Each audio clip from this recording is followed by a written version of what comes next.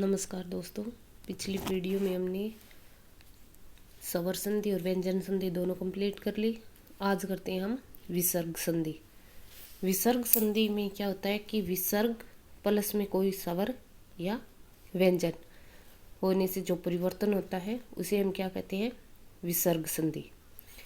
विसर्ग संधि का पहला नियम है कि विसर्ग के बाद च या छ हो तो विसर्ग को क्या हो जाता है, श आदेश होता है।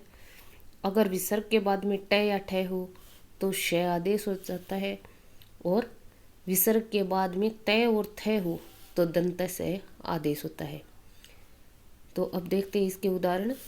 नी प्लस छल निश्छल, नी प्लस चल निश्चल, धनु प्लस टंकार धनुष टंकार, मनय प्लस ताप मनस्ताप।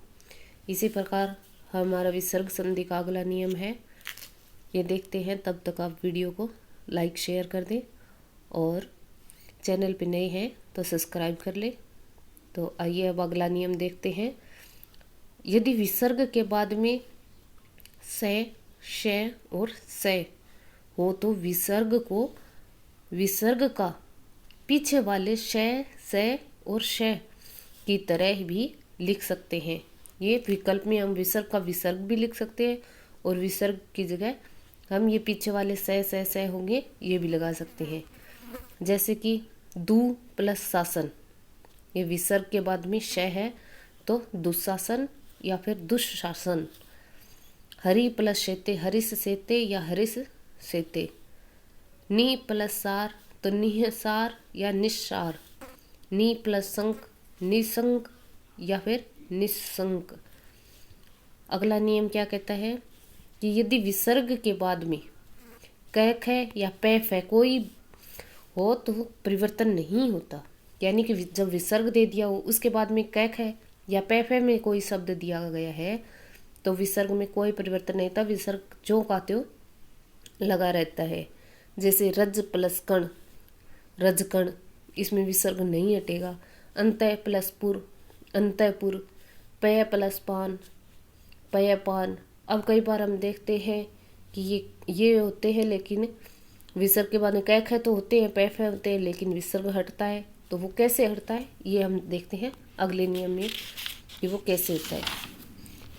ये देखो दोस्तों, अगर ई या ऊ हो विसर्ग से पहले, ई और ऊ के अगर विसर्ग लगा है तो कैख है और पैफ है हो बाद में तो विसर्ग को श आदेश हो जाता है। यहाँ पर ये श आदेश हो जाएगा विसर्ग को।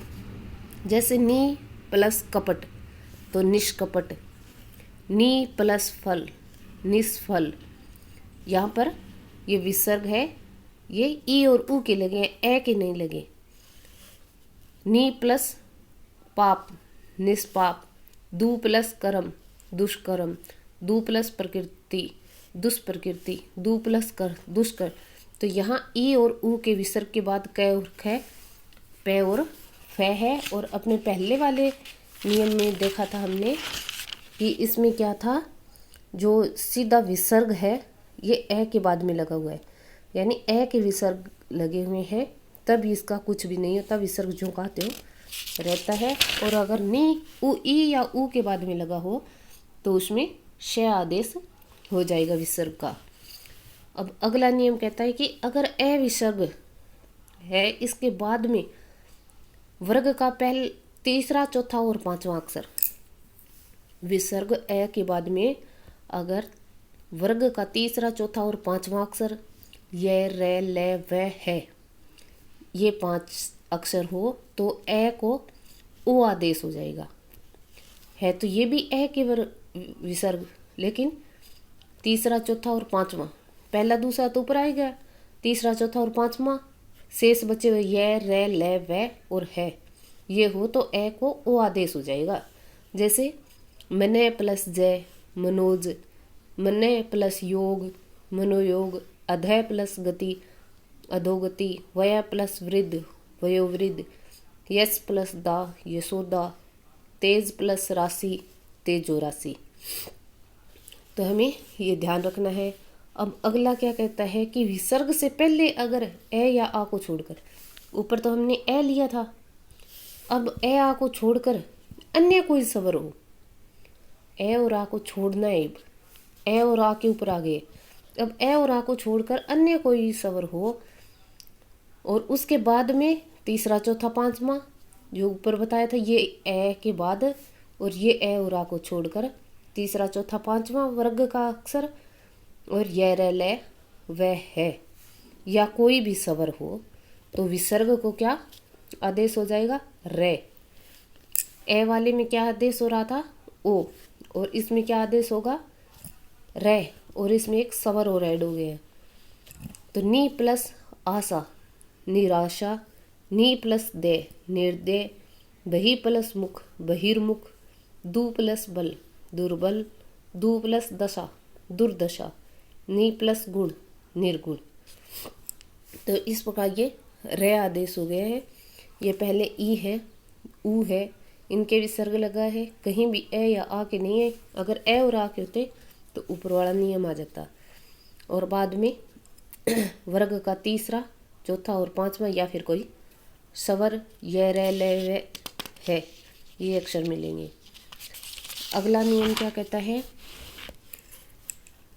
कि विसर्ग से पहले ए या आ को छोड़कर अन्य स्वर, जो पिछले में भी था इतना, तो इसमें क्या दिया है, प्लस में रे हो, प्लस के अंदर रे हो तो विसर्ग का लोप, रे हो तो विसर्ग का लोप हो जाएगा और पूर्व का हस्व स्वर है वो दीर्घ हो जाएगा। यानी कि आगे जो हस्व स्वर दिया हुआ है विसर्ग से पहले उसका क्या हो जाएगा, दीर्घ हो जाएगा। नी प्लस रोग निरोग, निह प्लस रस नीरस, निह प्लस रव नीरव। इस प्रकार ये नी है, ये बड़ी नी आदेश हो जाएगा और विसर्ग हट जाएगा। ए के विसर्ग प्लस में ए, यानी जब विसर्ग ए हो और उसके प्लस में भी ए को छोड़कर कोई भी स्वर आ जाए तो विसर्ग है उसका लोप हो जाता है। यानी कि ए के बाद में विसर्ग हो और उसके सामने भी अगर ए को छोड़कर अन्य स्वर हो तो विसर्ग का लोप होता है, उसमें और कोई चेंजेस नहीं होते। जैसे क्योंकि जो स्वर और स्वर के जो निकटवर्ती मेल होता है उसमें विसर्ग का ही लोप होता है। अतः प्लस एव, अतः एव।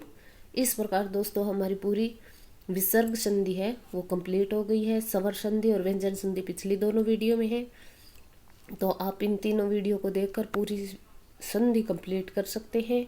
आपको ये संधि कैसी लगी कमेंट करके ज़रूर बताएं और अपने सुझाव भी दें। जय हिंद, नमस्कार।